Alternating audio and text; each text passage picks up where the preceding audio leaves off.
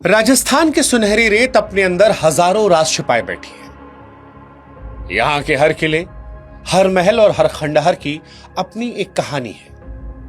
कोई कहानी वीरता की है, कोई कहानी प्रेम की। लेकिन जैसलमेर से करीब 18 किलोमीटर दूर रेगिस्तान के गहरे सन्नाटे में एक ऐसी कहानी दफन है जो ना तो पूरी तरह वीरता की है और ना ही पूरी तरह प्रेम की। यह कहानी स्वाभिमान की है, एक ऐसे जिद्दी स्वाभिमान की जिसके लिए एक पूरी सभ्यता ने अपने अस्तित्व को मिटा दिया।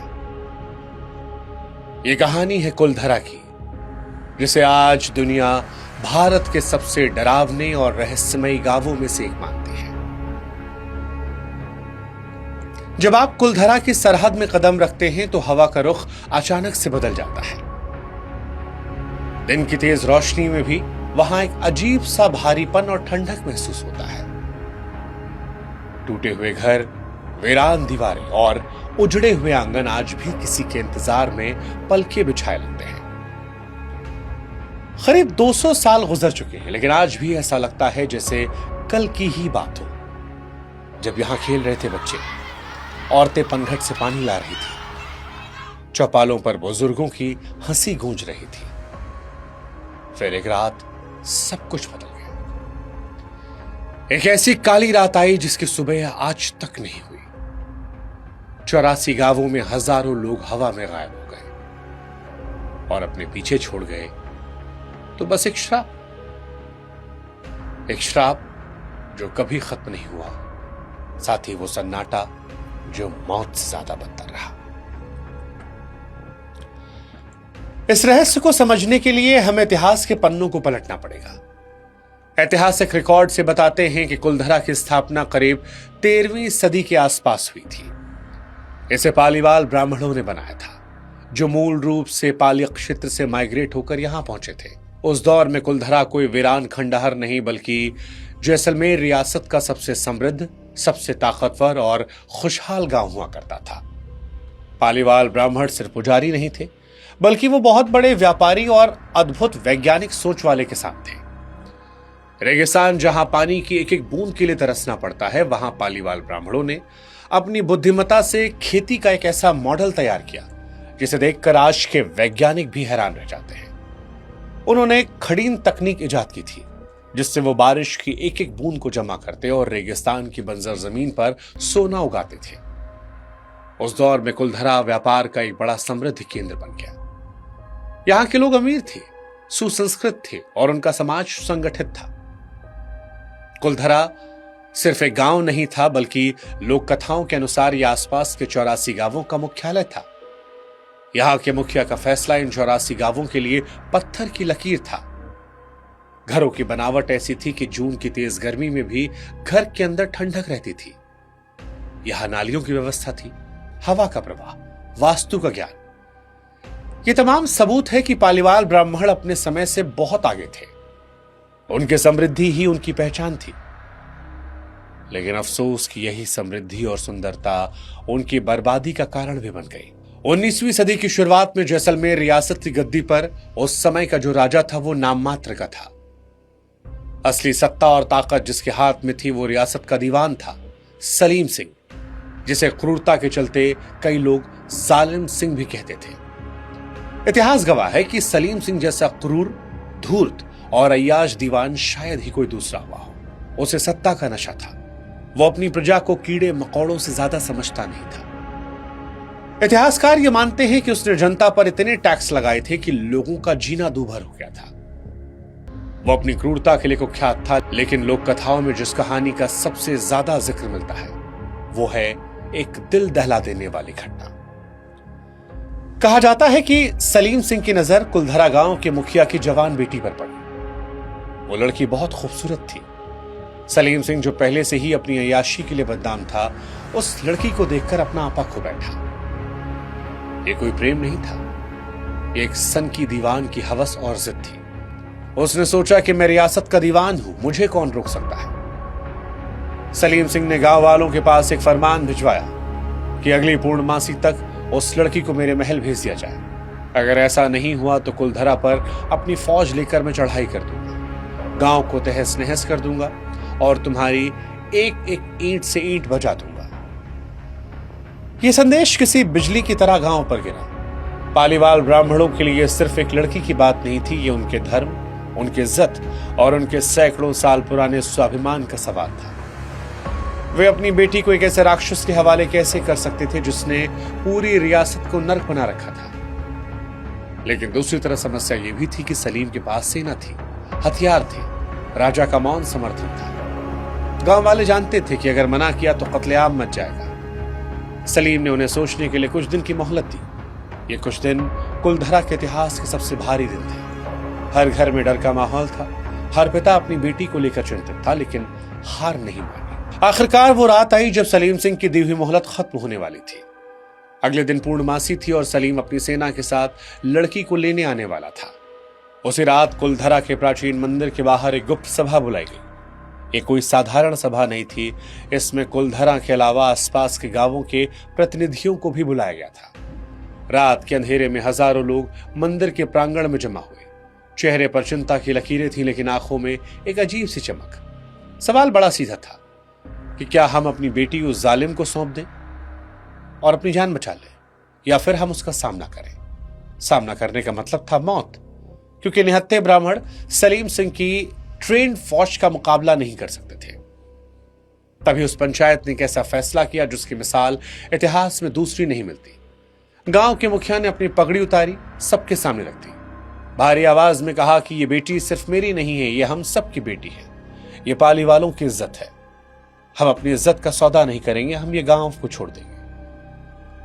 हाँ, सही सुना आपने। लड़ने या झुकने के बजाय त्याग का रास्ता चुना।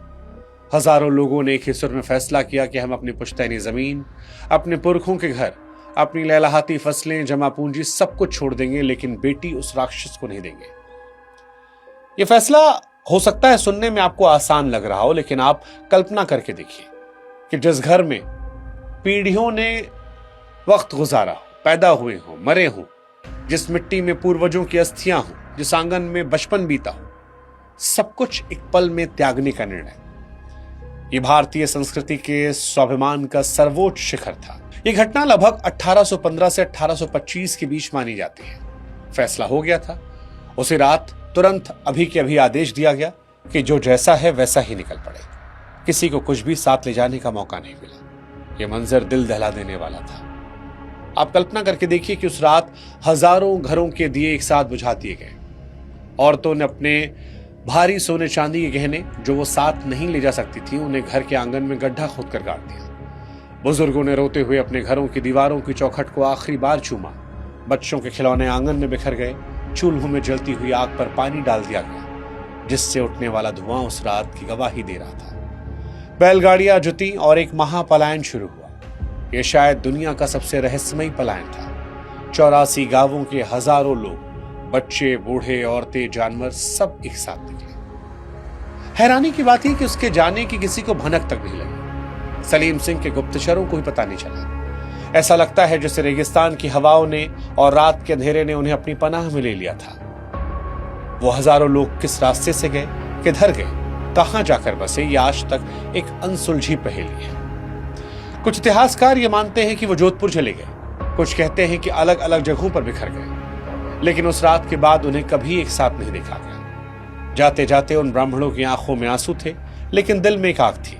पीछे मुड़कर अपने प्यारे गांव को जो अब वीरान होने वाला था, उस दर्द और गुस्से में उनके मुंह से एक श्राप निकला। एक ऐसा श्राप जो आज भी कुलधरा की हवाओं में गूंजता है। उन्होंने कहा कि जिस तरह आज हम उजड़ रहे हैं, उसी तरह ये गांव हमेशा उजड़ा रहेगा। आज के बाद कोई भी यहां बस नहीं पाएगा। जो यहां रहने की कोशिश करेगा वो बर्बाद हो जाएगा। उनका यह श्राप इतना शक्तिशाली था कि अगले दिन सलीम सिंह जब अपनी फौज लेकर पहुंचा तो गांव में सन्नाटा मिला। खाली घर, खुली हुई खिड़कियां, उड़ती हुई धूप, न कोई इंसान न परिंदा। सलीम का घमंड चूर चूर हो गया।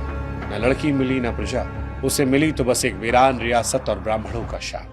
अब यहां एक सवाल उठता है जो इतिहासकार और तर्कवादी अक्सर पूछते हैं कि क्या यह वाकई में श्राप था? कुछ इतिहासकार ये मानते हैं कि सलीम द्वारा बढ़ाए गए भारी भरकम टैक्स और पानी की किल्लत के चलते गांव वालों को गांव छोड़ना पड़ा। IIT खड़गपुर की 2017 की एक स्टडी भी इशारा करती है कि शायद उस समय किसी बड़े अर्थक्वेक ने इन घरों को नुकसान पहुंचाया। ये तर्क सुनने में सही लगता है, लेकिन जब आप गहराई में जाते हैं तो पानी वाली थ्योरी पर सवाल उठते हैं। पानी की कमी एक दिन या एक रात में नहीं होती, है धीमी प्रक्रिया है। अगर सूखा पड़ता तो लोग धीरे धीरे पलायन करते। एक साथ 84 गांव रातों रात खाली नहीं होते। पालीवाल तो जल संरक्षण के मास्टर थे। उनके बनाए हुए तालाब और कुएं आज भी जिंदा हैं। दूसरी बात यह कि जब लोग पानी की कमी से जाते हैं तो अपने घरों को उजाड़ कर नहीं जाते, वे वापस आने की उम्मीद रखते हैं। लेकिन कुलधरा के घरों को देखकर ऐसा लगता है कि लोग ऐसे गए जैसे उन्हें पता था कि अब कभी वापस नहीं आने वाले। इसीलिए विज्ञान अपनी जगह पर, लेकिन स्वाभिमान वाली कहानी का वजन ज्यादा महसूस होता है। पालीवाल ब्राह्मणों के जाने के बाद सलीम सिंह ने बहुत कोशिश की गांव को दोबारा बसाया जाए। उसने दूसरे लोगों को वहां भेजा, लेकिन कहते हैं कि जो भी वहां रहने गया वो एक रात टिक नहीं पाया। किसी के घर में आग लग गई, कोई बीमारी से मर गया, कोई डर के मारे भाग गया। धीरे धीरे लोगों को यकीन हुआ कि कुलधरा इंसानों के लिए रहने लायक नहीं बचा। वक्त बीतता गया, 100 साल, 200 साल, लेकिन आज भी कुलधरा वैसे ही वीरान है। समय वहां थम गया है। आज वहां जाने पर आपको टूटे हुए मकानों की कतारें दिखती हैं। ऐसा लगता है जैसे घर के लोग अभी अभी बाहर गए हैं और वापस आने वाले हैं, लेकिन वो कभी नहीं आए। उस श्राप का असर सिर्फ उस जमाने तक सीमित नहीं रहा। आज के आधुनिक दौर में भी कुलधरा अपनी डरावनी कहानियों के लिए जाना जाता है। कई बार पैरानॉर्मल एक्सपर्ट्स ने वहां रात बिताने की कोशिश की। सबसे प्रसिद्ध घटना 2013 की है, जब दिल्ली की इंडियन पैरानॉर्मल सोसाइटी के गौरव तिवारी और उनकी टीम ने रात बिताई। उनके पास आधुनिक मशीनें थी जो नकारात्मक ऊर्जा को मापती थी। अपनी रिपोर्ट में बताया कि रात के 12 बजते ही तापमान गिर गया। रेगिस्तानी गर्मी में कड़ाके की ठंड लगी। उनके टेंट के आसपास किसी चलने की आवाजें आईं। लेजर बीम से देखने पर परछाइयां दिखाई पड़ी। ये डरावना अनुभव था कि रिकॉर्डिंग में उन्हें किसी बात करने की आवाजें मिली, जबकि वहां उनके अलावा कोई नहीं था। किसी ने कान में फुसफुसाते हुए कहा कि जाओ यहां से।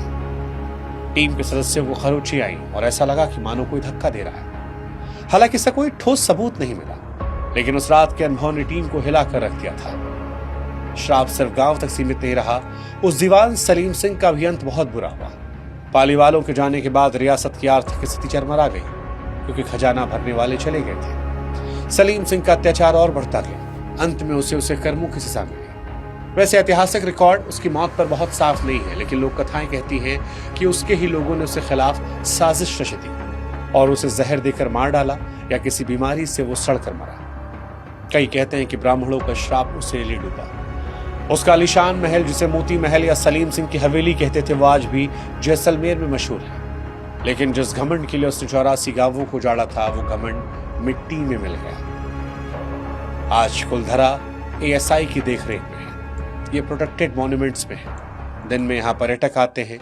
लोग उन टूटे हुए घरों को देखने आते हैं, फोटो खींचते हैं, उस पुरानी वास्तुकला की तारीफें करते हैं। लेकिन जैसे ही सूरज ढलता है, ASI की गार्ड, स्थानीय पुलिस वहां सबको बाहर निकाल देते हैं।